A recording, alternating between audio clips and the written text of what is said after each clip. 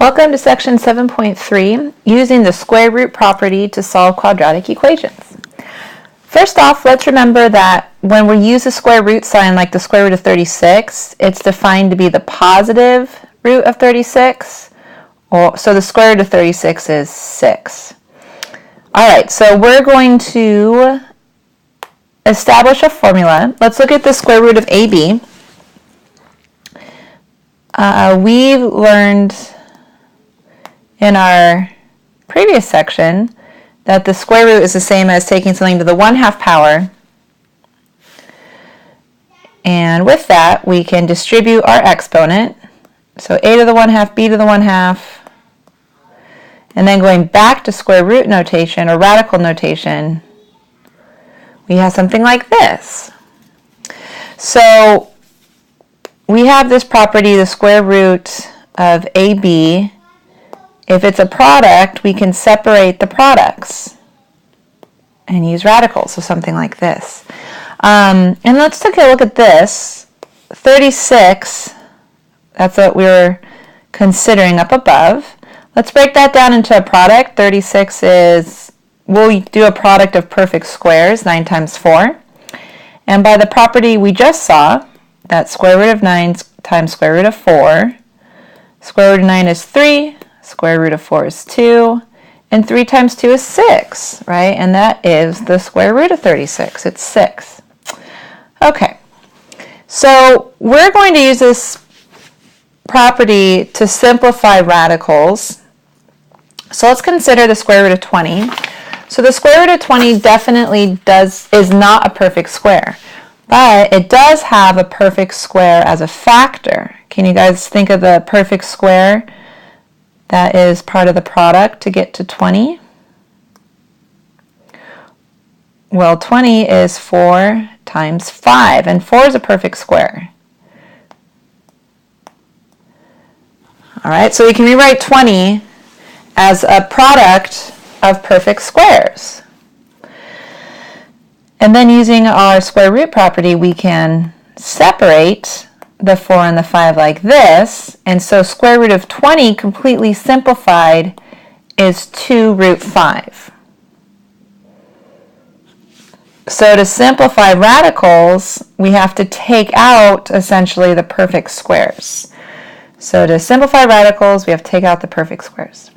So in general, to simplify radicals, here we are down below, we're going to rewrite the radicand. Do you guys remember what the radicand is? The number under the radical. We're going to rewrite it as the product of its biggest perfect square. And then we use the product rule. In other words, another way to think of this is we're going to get the radicand to be as small as possible. So to simplify, our goal is to make the radicand, the stuff underneath the radical,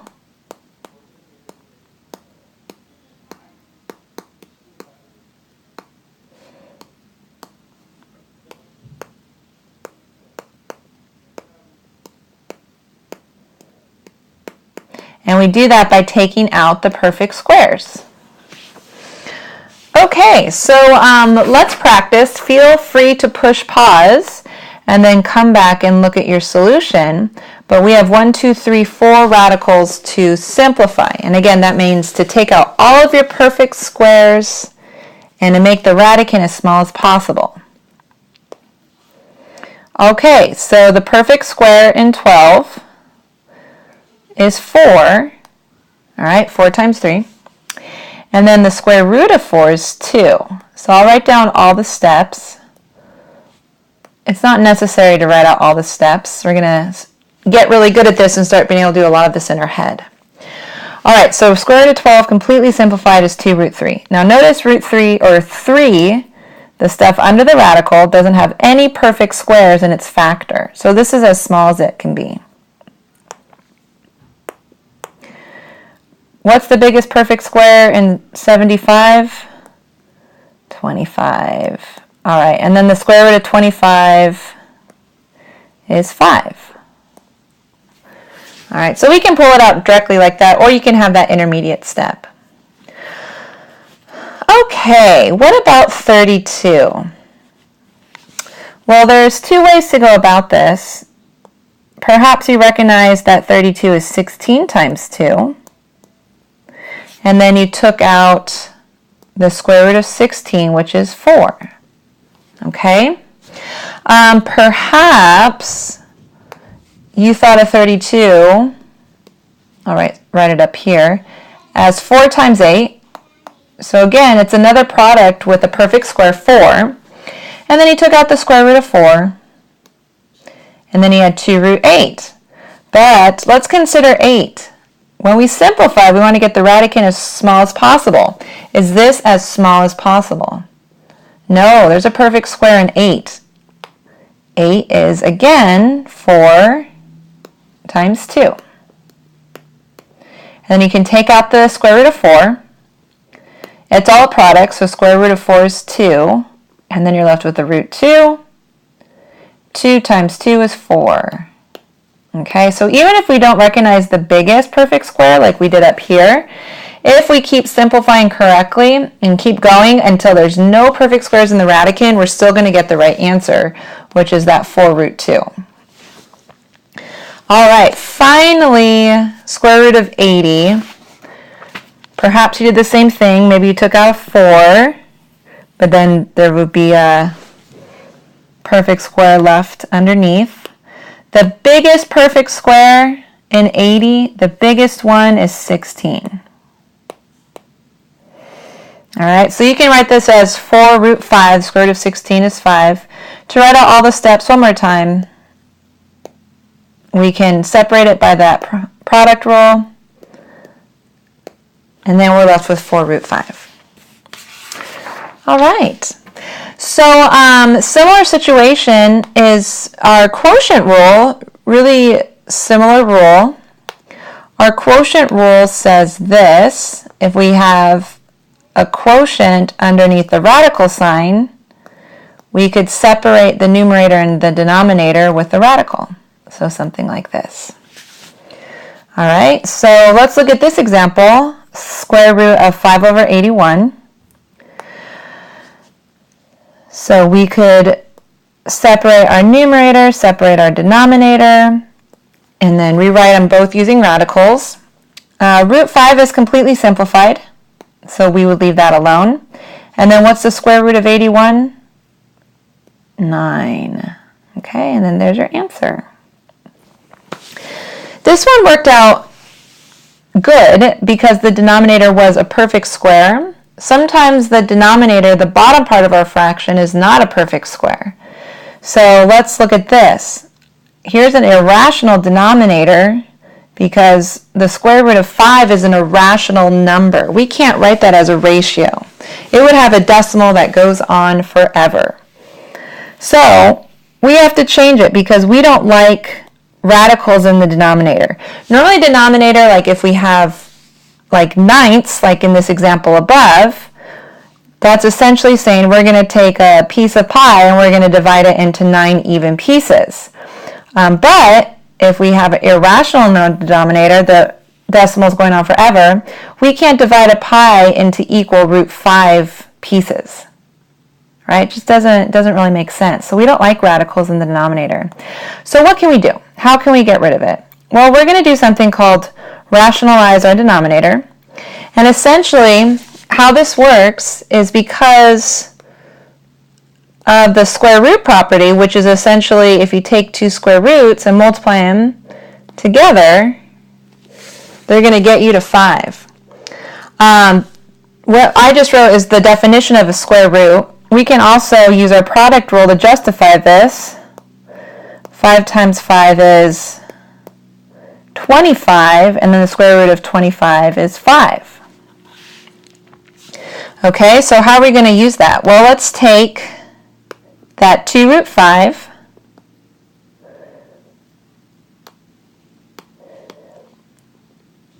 to turn root 5 into a rational number, we can multiply it by root 5, and that's an allowed operation as long as we do the same thing to the top. And so 2 root 5, All right, and let me say before I move on, this works because root 5 over root 5 is just like 1, and we're allowed to multiply numbers by 1. Okay, so we're not changing it. And so 2 root 5 is the same as 2 root 5 over, let's see, root 5 times root 5 is 5. And now that's rationalized and completely simplified. Okay, so let's look at some more examples. We want to simplify the square root of 7/12. So first step, let's use our quotient rule. That's the same as root 7 over root 12. Ooh, there's a perfect square in 12. It's 4. 4 times 3. So let's rewrite that completely simplified, and we did that up above as well. All right, so we do have a radical or irrational number in the denominator. So we have to get rid of that root 3. And remember, 2 root 3 is a product, 2 times root 3. So we're going to focus on the root 3. How do we get rid of the root 3? We are going to multiply by 1, but that 1 is going to match that root 3 in the denominator. Now root 3 times root 3 is 3. Okay, so let's see what we have. So on the top, root 7 times root 3, we can go backwards quotient rule and put them underneath the same radical. And then on the bottom, we know root 3 times root 3 is 3.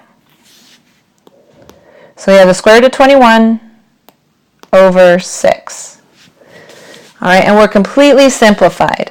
I do want to point out, common mistake is to see the 21 and to see the 6 and try to factor that factor up, try to cancel that factor of 3, but there's not a common factor. The 21, that 3 is not just a 3, it's the square root of 3. So we're not allowed to cancel a square root of 3 with the 3 times 2 and the 6. So this is completely simplified. There's no common factors, because the 3 is underneath the radical. It's not a normal 3. All right, let's try to do root 11 on your own and then come back and look at this solution. All right, so you guys separated your radical. You took out the perfect square in the 18, which was 9. And then you multiplied top and bottom by root 2 to rationalize the denominator. All right, so on the top, you brought in root 11 times root 2 underneath one radical. And on the bottom, you had 3 times 2. Root 2 times root 2 is 2. And so it was root 22 over 6. There you go. Okay, so now we're really good at simplifying radical expressions. So now we're ready to solve equations with just a squared variable. So something like x squared equals 36. What we were doing in the previous sections, maybe it was like x squared plus x equals 36. But now all we have is a squared variable. So to do that, we're going to use something called the square root property. And just to demonstrate it, let's say we had, or let's take that x squared equals 36. So this is saying what squared is 36? Well, we know, just kind of by looking at it, that x can be negative 6, since negative 6 squared is 36, and x can be positive 6. Because 6 squared is 36. So how we can kind of view that is, we know when we solve equations, sometimes we do the opposite. So the opposite of squaring is taking the square root. All right, but notice the square root of 36 is just positive 6. So we'd have to look at plus and minus the square root of 36. And that is what our square root property is. So for x squared equals k, for positive case, we have that x is plus or minus the square root of k. Okay, so let's look at some examples. We're going to solve x squared equals 24. So notice there's only one squared term, x squared. So by the square root property, we can take the square root of both sides and add plus or minus. All right, x squared, the square root of x squared is x. That's why this works. Square root of x squared is x. What's the perfect square in 24? Good, 4 times 6. I'll write it all out. So the answer is 2 solutions plus or minus 2 root 6. All right, and then number 2 is a similar situation. It looks a little bit different. Notice we still just have one squared term. There's no, just for instance, x term. So it's all these parentheses squared. So we're going to do something similar. We're going to come in and we're going to take the square root of both sides to get rid of that square. So it's going to look like this. So 4m plus 7 squared is equal to plus or minus the square root of 81. All right, so on the left, square root and squares cancel each other out. And square root of 81 is 9. All right, let's keep going. Let's subtract 7 from both sides.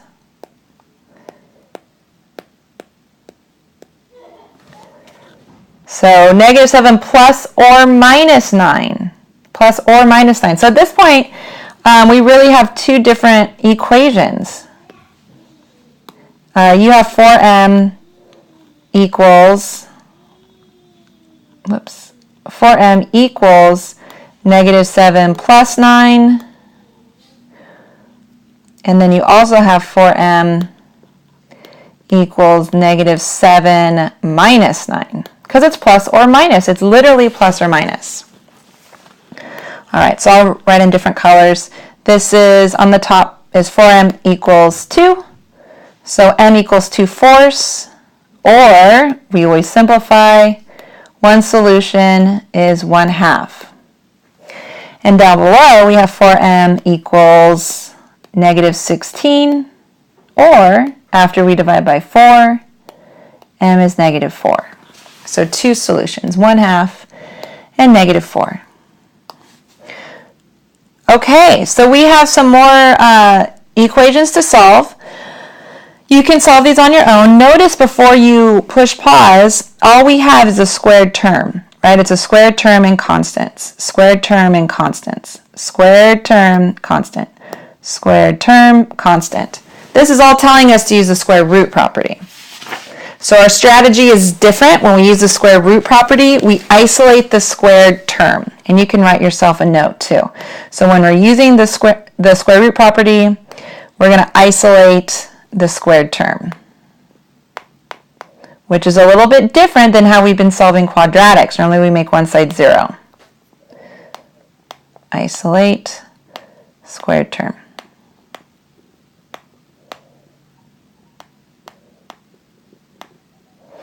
Okay, so push pause and we'll see how you did. All right, so in this first example, we take the square root of both sides. So t is plus or minus the square root of 32.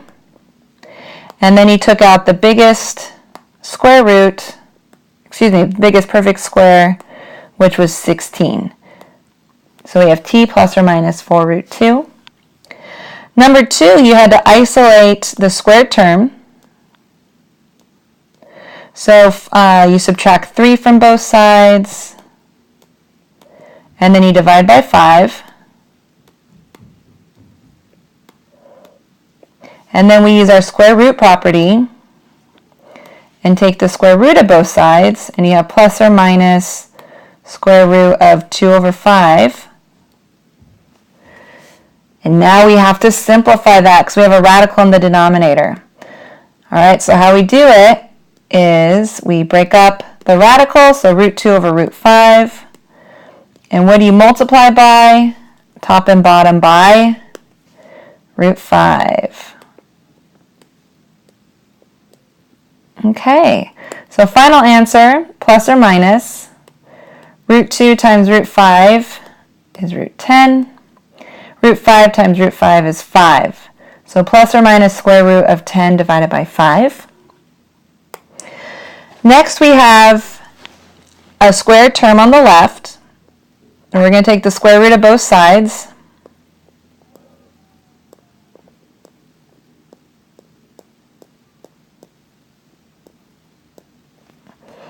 All right, so 8y plus 3 equals plus or minus the square root of 36, but the square root of 36 is just 6. Okay, so let's subtract 3 from both sides.